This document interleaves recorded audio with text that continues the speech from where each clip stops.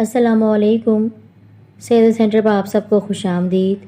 جسم و جاں کے رونگٹے کھڑے کرتی، خوف و ہراس کے لبادے میں لپٹی ایک اور پراسرار کہانی آپ کے لیے لے کر آئے ہیں، تو برائے مہربانی بہت ذوق و شوق سے اس کو سنیے گا اور لائک بھی کیجیے گا۔ برائے مہربانی اس سے پہلے ہمارے چینل سید سینٹر کو سبسکرائب کر کے بیل آئیکن کو دبائیے اور نوٹیفیکیشن کو بھی کلک کر دیں اور ویڈیو کو شیئر کیجیے۔ میری یہ کہانی ایک بہت ہی پرانے علاقے کے بہت ہی قدیم تقریباً 100 سال پرانے قبرستان سے تعلق رکھتی ہے، جو بڑی شخصیات کے یہاں دفن ہونے کی وجہ سے بہت مشہور ہے۔ یہ ان دنوں کی بات ہے جب اس قبرستان میں جمیل نامی ایک گورکن تھا۔ کسی مرنے والے کے لیے پلاٹ دینا اور پھر اس کو دفنانے کے تمام اخراجات کا پورا حساب کتاب بتانے کے متعلق کام اس کے ذمہ تھا۔ اس کام کے لیے اسے اچھا خاصا معاوضہ ملتا۔ یہ کچھ ماہ پہلے کی بات ہے جب میری ملاقات اس سے ہوئی۔ وہ وہاں کا سب سے پرانا اور بہت ہی بوڑھا گورکن تھا۔ ایک دن میں نے اسے یوں ہی پوچھا کہ جمیل، کیا کبھی اتنے لمبے عرصے میں قبرستان میں تم نے کوئی عجیب یا پراسرار واقعہ دیکھا، یا تم نے دن یا رات کے وقت کوئی ایسی بات محسوس کی جس کی وجہ سے تم ڈر گئے ہو؟ اس نے کہا، یہ تو ہمارا روز کا معمول ہے، اور تقریباً روزانہ ہی آدھی رات کو ہمیں مختلف آوازیں آتی ہیں، تو ہم سمجھ جاتے ہیں یا تو یہ ارواح کی آوازیں ہیں، یعنی روحوں کی، قبر میں دفن ان جسموں کی جو اب بے جان ہیں، یا پھر دوسری مخلوقات جیسے چڑیل، جنات، بھوت پریت وغیرہ۔ لیکن ایک واقعہ ایسا میرے ساتھ رونما ہوا کہ جس کی وجہ سے آج بھی میرے رونگٹے کھڑے ہو جاتے ہیں اور میں کانپ جاتا ہوں۔ تب اس نے مجھے ایک بہت ہی عجیب پراسرار بھیانک واقعے کے متعلق بتایا، جس کو سن کر میرے بھی رونگٹے کھڑے ہو گئے اور میں اوپر سے نیچے تک لرز گیا۔ اس نے بتایا، جب میں 2009 میں اس شہر میں آیا تھا تو ایک دن دوپہر کے وقت ایک فیملی جو مجھے میاں بیوی ہی لگ رہے تھے میرے پاس آئے، اور انہوں نے کہا کہ ان کی بچی فوت ہو گئی ہے، جسے وہ لوگ ایک بوسیدہ سے تابوت میں لائے تھے۔ لباس سے وہ لوگ خوشحال لگ رہے تھے، لیکن تابوت کی حالت بتا رہی تھی کہ اسے انہوں نے نیا خریدنے کے بجائے کہیں سے پرانا ہی حاصل کیا تھا۔ ایسا انہوں نے کیوں کیا تھا، میں صرف سوچ سکا۔ مجھے اچھی خاصی رقم مل چکی تھی، اس لیے میں نے کام سے کام رکھا، پر ذہن میں بار بار یہ سوال ابھر رہا تھا کہ آخر اتنا امیر ہونے کے باوجود ان لوگوں نے ایک ٹوٹے پھوٹے سے تابوت میں اپنی بیٹی کو رکھا۔ خیر، انہوں نے اس بچی کو دفنانے کے لیے جب مجھے اچھی خاصی رقم دے دی تو میں نے اپنے ایک ساتھی کے ساتھ مل کر اس بچی کے لیے ایک مناسب جگہ دیکھ کر قبر کی کھدائی شروع کر دی۔ ہمیں اس دوران ایک بات بہت عجیب اور ناگوار لگی کہ وہ دونوں ہمیں ہمارا معاوضہ دے کر اپنی بچی کو دفنائے بغیر ہی واپس چلے گئے۔ ہم نے پھر زیادہ سوچنا مناسب نہیں سمجھا، کیونکہ ہمیں ہمارے پیسے مل گئے تھے، اس لیے قبر تیار کرنے کے بعد ہم دونوں نے مل کر اس بچی کے تابوت کو آہستہ اور احتیاط سے قبر میں اتارا۔ پھر باہر نکلنے ہی لگے تھے، اچانک میری سیدھی جانب سے تابوت کا ڈھکن ذرا سا سرک گیا۔ اچانک میری نظر اس کے اندر لیٹی بچی پر پڑی تو دیکھا اس کا چہرہ زرد پڑ گیا تھا، بالکل پیلا، اور اس کی آنکھوں سے آنسو نکل کر اس کے کانوں پر بہہ رہے تھے۔ یوں لگتا تھا جیسے وہ بچی رو رہی ہو۔ یہ منظر صرف میں نے ہی دیکھا تھا، کیونکہ میں اسی طرف تھا جس طرف سے ڈھکن تھوڑا سا ہٹا تھا۔ میں نے گھبرا کر جلدی سے اسی ڈھکن کو دوبارہ برابر کیا اور تابوت کو احتیاط سے قبر میں رکھ دیا۔ پھر قبر کو بند کر کے ہم باہر نکل آئے۔ اس بات کا ذکر میں نے اپنے دوست سے نہیں کیا کہ کہیں وہ ڈر نہ جائے۔ ابھی رات کے تقریباً 10 بجے کا وقت ہوگا جب میں اپنے گھر سے نکل کر روزانہ کے معمول کے مطابق قبرستان کا چکر لگانے کے لیے نکلا۔ میرا گھر قبرستان کے باہر والے گیٹ کی سیدھی جانب ایک چھوٹے کوارٹر پر مشتمل تھا۔ میں نے شادی نہیں کی تھی، اس لیے میں اپنے کوارٹر میں اکیلا ہی رہتا۔ میرا دوسرا دوست شہر میں رہتا تھا، لیکن وہ کام کے لیے یہاں آتا تھا۔ اس وقت وہ اپنے گھر پر ہی تھا، لیکن میں گھر سے نکل کر قبرستان کی جانب بڑھ رہا تھا۔ قبرستان کے بڑے گیٹ سے گزر کر میں اندر داخل ہوا تو مجھے کچھ ہی دور ایک بڑے اور پرانے پیپل کے درخت کے نیچے چند بچے بیٹھے دکھائی دیے۔ چونکہ قبرستان میں بہت کم روشنی تھی، کہیں کہیں لوگوں نے اپنی مدد آپ کے تحت اپنی حیثیت کے مطابق کچھ روشنی کا بندوبست کر رکھا تھا کہ جس کی وجہ سے تھوڑا بہت نظر آ سکتا تھا۔ خیر، مجھے تھوڑا شک ہوا کہ کہیں یہ بھوت پریت تو نہیں یا کسی چڑیل یا جن کے بچے ہوں۔ یہ سوچ کر میں ڈر گیا اور جلدی سے گھنی جھاڑی کے پیچھے چھپ کر ان کی طرف دیکھنے لگا۔ ابھی مجھے وہاں چھپے ہوئے چند ہی لمحے ہوئے ہوں گے، اچانک अपने पीछे एक आहट सुनाई दी। मैंने एकदम मुड़कर देखा तो मेरे पीछे वही बच्ची खड़ी थी जिसे आज हम दोनों ने खुद अपने हाथों से दफनाया था। उस बच्ची का तमाम लिबास ताज़ा खून से तर था और उसकी आंखों से टप टप आंसू टपक रहे थे और उनका रंग भी सुर्ख था। उसके दोनों गाल फटे हुए थे और वो यूं सर झुकाए खड़ी थी जैसे मुझसे कोई फरियाद कर रही हो। उसे देखते ही घबराकर मैं पीछे हटा, वहां से भागा और भागते हुए अचानक मुझे एक ठोकर लगी और दूसरे ही लम्हे मैं कब्र में जा गिरा। मैं एकदम खड़ा हुआ। मेरी नज़र जब उस कब्र पर लगे कुतबे पर पड़ी तो मुझे हैरानगी हुई क्योंकि ये उसी बच्ची की कब्र थी। मेरी अकल जवाब दे गई, मेरे जिस्म के रोंगटे खड़े हो गए। मुझे अपना दिल फटता हुआ महसूस हुआ। मैं सोच भी नहीं सकता था कि जिस बच्ची को आज मैंने खुद अपने हाथों से कब्र में उतारा था वो बाहर कैसे निकल आई। अभी मैं वहां खड़ा यही सोच रहा था कि अचानक यूं महसूस हुआ जैसे कब्र हिल रही हो और उसके अंदर से किसी के इंतहाई तकलीफ में होने और कुर्राहने की आवाजें सुनाई दे रही हों। रात का वक्त था, तकरीबन 12 बजे के बाद का। ये बहुत ही डरावना वक्त था। भयानक कब्रिस्तान का मंजर, एक कब्र से आने वाली भयानक वहशतज़दा आवाजें माहौल में दहशत पैदा करने के लिए काफी थीं। मेरे हाथ पांव ठंडे होने लगे। मैंने जल्दी से भागते हुए उसी पीपल के दरख्त की तरफ देखा। वो बच्चे अब वहां मौजूद नहीं थे, शायद कहीं चले गए थे। ये देखकर मुझे कुछ हौसला हुआ और मैं भागकर उस पीपल के चौड़े तने के पीछे छुप गया। कुछ देर तक सांस बहाल करने के बाद मैंने आहिस्ता से अपना सर बाहर निकालकर उस बच्ची की तलाश में नजरें दौड़ाईं तो वो मुझे कहीं दिखाई न दी। कुछ देर वहां खड़ा रहा, फिर मैंने वहां से निकलने के लिए वापसी का रास्ता इख्तियार किया, लेकिन इसके लिए मुझे दोबारा उसी कब्र के पास से गुजरना था क्योंकि कब्रिस्तान का गेट दूसरी जानिब था। मैं अपनी तमाम तर हिम्मत जमा करके जैसे ही उस कब्र के नजदीक पहुंचा तो मेरे मुंह से चीख निकल गई और मुझे चक्कर से आने लगे क्योंकि वही पुरस्रार लड़की अपनी कब्र पर लगे कुतबे के पास बैठी थी और इस बार उसकी आंखें मुझे घूर रही थी। रात का अंधेरा होने के बावजूद उसकी आंखों की सफेद पुतलियां नुमाया थीं। उसके पास एक कुदाल रखी हुई थी। वो बच्ची मुझे देखते ही अपने हाथों से उस कुदाल की जानिब इशारा कर रही थी। यूं लग रहा था जैसे वो मुझे उस कुदाल से अपनी कब्र खोदने के लिए कह रही हो। मैं हैरान परेशान आंखें फाड़े हुए हवनकों की तरह, पागलों की तरह उसकी तरफ देख रहा था। अचानक एक धमाके से कब्र फटी और उसमें से आग की लपेटें निकलने लगी। वो मंजर देखकर मेरी रही सही हिम्मत भी जवाब दे गई और मैंने वहां से भागने के लिए जैसे ही इरादा किया तो मुझे यूं लगा जैसे किसी ने मेरे पाँव में लोहे की बेड़ियां डाल दी हों। फिर एकदम किसी ने मेरा हाथ पकड़कर खींचा। मैंने उस तरफ देखा तो वही भयानक लड़की मेरा हाथ थामे मेरे नजदीक खड़ी थी और उसके दूसरे हाथ में वही कुदाल मौजूद थी। फिर न जाने मुझे क्या सूझा कि मैंने उसके हाथ से कुदाल ली।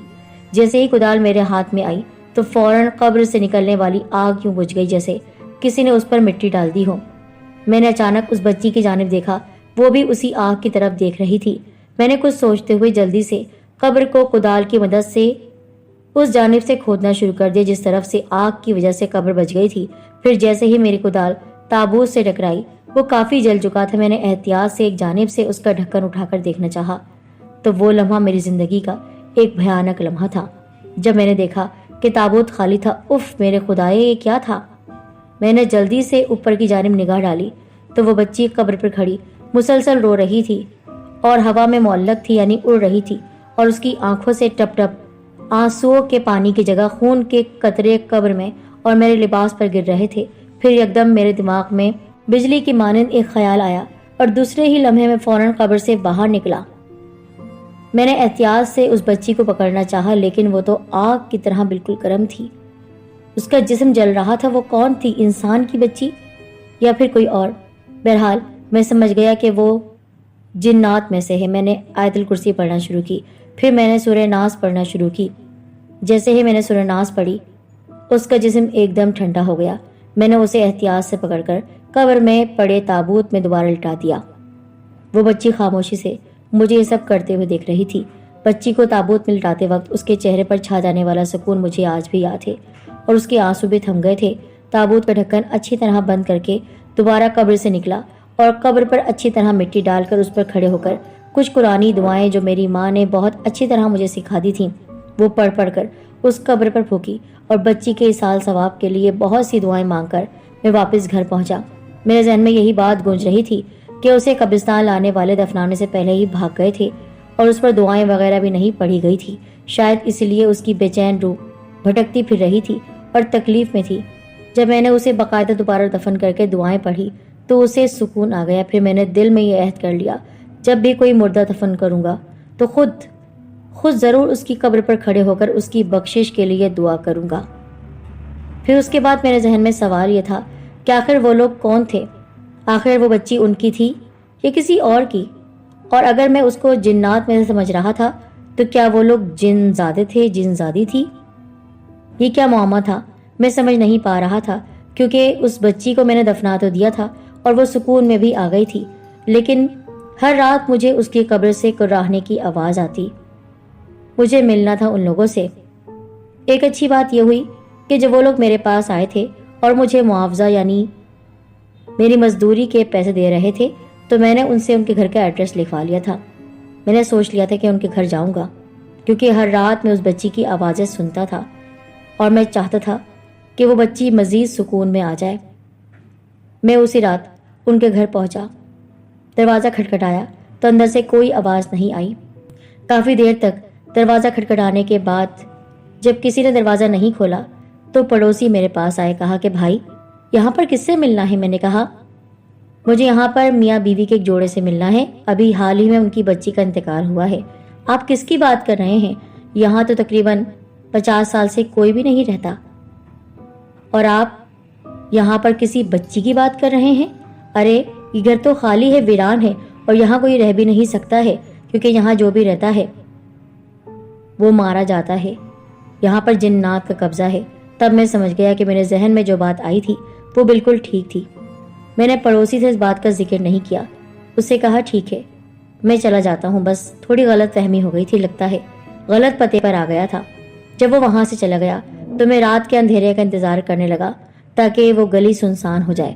جب وہاں پر کسی کی آمد و رفت ختم ہو گئی اور لوگ آنا جانا بند ہو گئے، اپنے گھروں میں چلے گئے، تو اس وقت میں نے دروازہ پھر سے کھٹکھٹایا، اور آپ یقین نہیں کریں گے کہ میرا دل دہل گیا تھا۔ پہلے ہی دستک پر دروازہ کھل گیا اور آواز آئی اندر آ جاؤ۔ جب میں اندر آیا تو وہ گھر روشن ہو رہا تھا اور اتنا حسین وہ مکان تھا کہ میں سمجھ گیا جو بھی یہاں رہتے ہیں بہت ہی عالیشان اس محل میں رہتے ہیں، کیونکہ باہر سے جتنا بوسیدہ، جتنا پرانا ویران مکان تھا، کھنڈر نما مکان تھا، اندر سے اتنا ہی محل نما بنا ہوا تھا۔ آواز آئی بیٹھ جاؤ۔ میں بیٹھ گیا۔ وہی آدمی جو اس بچی کو لے کر قبرستان میں آیا تھا اپنی بیوی کے ساتھ میرے پاس آیا۔ ان کے چہرے بہت لمبے لمبے تھے۔ میں نے ان سے کہا مجھے کچھ سوالات کرنے ہیں، گو کہ میں سمجھ گیا ہوں آپ لوگ کون ہیں، لیکن مجھے اس بات کا کوئی ڈر نہیں ہے، پر میں آپ سے پوچھنا چاہتا ہوں جس قبرستان میں آپ لوگ اپنی بچی کو دفنانے آئے تھے وہ انسانوں کا قبرستان ہے۔ آپ جانتے ہوں گے کہ جنات کے قبرستان الگ ہوتے ہیں، لیکن پھر بھی آپ نے جنات کے قبرستان میں اپنی بچی کو دفنانے کے بجائے انسانوں کے قبرستان کو کیوں چنا؟ اور پھر یہی نہیں، آپ اس کے تابوت میں اس کو چھوڑ کر چلے گئے۔ آپ نے یہ بھی مناسب نہیں سمجھا کہ اس کے لیے دعائیں کرتے۔ یہ تو میں سمجھ چکا ہوں کہ آپ مسلمان ہیں، اسی وجہ سے آپ نے اپنی بچی کو دفن کرنے کے لیے ہمیں کہا۔ آپ نے مجھے رقم بھی دی، میں چاہتا تو اس پیسوں کو لے کر میں عیش کر سکتا تھا، لیکن وہ بچی رات بھر تڑپتی رہی۔ اگر میرا دل مضبوط نہیں ہوتا تو شاید میں مر جاتا۔ میں پوچھنا چاہتا ہوں آخر ایسا کیا ہوا ہے آپ کی بچی کے ساتھ کہ وہ اس طرح کرب میں مبتلا ہے، اور آپ لوگ اسے چھوڑ کر کیوں چلے آئے؟ میری بات سن کر وہ کہنے لگے دراصل وہ ہماری بیٹی نہیں ہے، وہ جنات میں سے ہے ہی نہیں، تو پھر وہ انسانی بچی ہے، تو پھر آپ لوگ اسے یہاں لے کر کیوں آئے؟ دراصل ہمارے ہاں کوئی اولاد نہیں تھی، جو لوگ اس مکان میں رہتے تھے ان کی اکلوتی اولاد تھی وہ۔ تم نے یہ بات تو سن لی ہوگی کہ یہاں پر رہنے والا جو بھی انسان ہو اس کا کوئی نہ کوئی رشتہ دار مر جاتا ہے۔ یہ بچی ہمیں بہت پیاری تھی، ہمارے ساتھ کھیلتی بھی تھی، اس کے ماں باپ اس پر یقین نہیں رکھتے تھے اور انہوں نے اس کو اکیلا تنہا چھوڑ دیا تھا۔ تب ہم نے سوچا کہ اس بچی کو اپنے پاس رکھیں گے، لیکن یہ بہت دکھ میں تھی، بہت کرب میں۔ ہم نے اسے بہت پیار دیا، محبت دی، لیکن جب اس کے ماں باپ کو یہ پتہ چلا کہ یہ جنات کے زیر اثر ہے تو انہوں نے اس پر آسیب کا الزام لگا کر ایک کالا جادو کرنے والے عامل سے اپنی بچی پر عمل کروایا۔ تاکہ ہم اس سے دور ہو جائیں۔ اس کالا جادو کرنے والے عامل نے اس بچی پر کچھ ایسا گندا عمل کیا کہ وہ دن رات تڑپتی رہتی تھی۔ دراصل اس کی ماں اسے مارنا چاہتی تھی۔ اس کا باپ بہت امیر تھا اور اپنی بچی سے بہت محبت کرتا تھا، لیکن وہ ماں اسے یہاں سے نکالنا چاہتی تھی۔ ہماری وجہ سے وہ اس بچی پر کوئی بھی ظلم نہیں کر پا رہی تھی۔ جب ہم نے دیکھا کہ وہ بچی اس عورت کی وجہ سے کرب میں ہے تو ہم نے بہت چاہا کہ وہ ہمارے ساتھ آ جائے۔ ہم تو پہلے ہی بے اولاد تھے، ہم اسے بہت محبت کرتے تھے، لیکن اس ظالم عورت نے اس گندے عامل کے ذریعے کچھ ایسا خطرناک عمل کروایا کہ وہ بچی رات کی تنہائی میں مر گئی۔ اسے دفنانے والا بھی کوئی نہیں تھا۔ اس کا شوہر 1 مہینے کے لیے باہر گیا ہوا تھا، ورنہ شاید وہ اپنی بچی کو بچا لیتا۔ اس 1 مہینے میں اس بچی کی حالت اتنی خراب ہوئی کہ ہم بھی کچھ نہیں کر سکے، کیونکہ اس نے ایسی بندشیں ہمارے اور اس بچی کے گرد لگا دی تھیں کہ ہم اس کے پاس نہیں آ سکتے تھے۔ ہم روتے رہتے تھے کیونکہ وہ بھی دن رات روتی اور تڑپتی تھی، اور اسی حالت میں جب اس کی موت ہو گئی تو اس ظالم عورت نے اسے دفنانا چاہا۔ پھر ہم نے اپنے بڑے عامل حضرات سے کچھ ایسا عمل لیا کہ جس کی وجہ سے ہم اس بچی کے پاس آئے۔ اس کی ماں کو تو ہم نے مار دیا تھا، اسی گھر میں وہ مری تھی تڑپ تڑپ کر، لیکن اس بچی کو ہم بچا نہیں سکے۔ پھر ہم نے ہی اس کا کفن دفن کیا، لیکن ہمیں صرف اتنی اجازت ملی تھی کہ اس بچی کو قبرستان تک لے کر آتے۔ یہی وجہ تھی کہ ہم نے جس طرح بھی اس کا بندوبست کیا تمہارے پاس چھوڑ کر چلے گئے۔ وہ بچی اس لیے بے چین تھی کہ وہ کرب کی حالت میں اس دنیا سے گئی تھی۔ تمہارا بہت بہت شکریہ کہ تم نے اس بچی کو اس درد سے رہائی دلائی، لیکن اب بھی تو وہ درد میں ہے، اب بھی تو وہ چیختی ہے، کیونکہ اس کی ماں نے اس پر جو گندا عمل کروایا تھا اس کا اثر اب بھی معلوم ہے، اس پر باقی ہے۔ یا تو اس کے باپ سے ملو یا پھر اس گندے علم کرنے والے عامل سے، لیکن وہ تو کالا جادو کرنے والا ہے، وہ توڑ کیوں کرے گا؟ اس کے لیے ہم تمہارا رابطہ ایک اچھے عامل سے کروا دیتے ہیں۔ ہم خود تو کچھ نہیں کر سکتے، لیکن وہ عامل بابا تمہاری مدد کریں گے۔ پھر ان جنات نے مجھے ان عامل بابا سے ملوایا اور ان کے ساتھ اسی رات میں اس قبر کے پاس آیا۔ انہوں نے پوری رات چلا کاٹا، حصار کیا قبر کا اور دعائیں پڑھتے رہے، تب جا کر وہ کرب میں لپٹی ہوئی آوازیں بند ہوئیں اور وہ بچی سکون میں آ گئی۔ آج بھی وہ واقعہ میرے رونگٹے کھڑے کر دیتا ہے۔ جنات نے اس بچی کو پالا، ستیلی ماں نے اسے مروا دیا۔ کبھی کبھی انسان کتنے بے رحم ہو جاتے ہیں اور دوسری مخلوقات انسانوں پر رحم کرنے والی ہوتی ہیں۔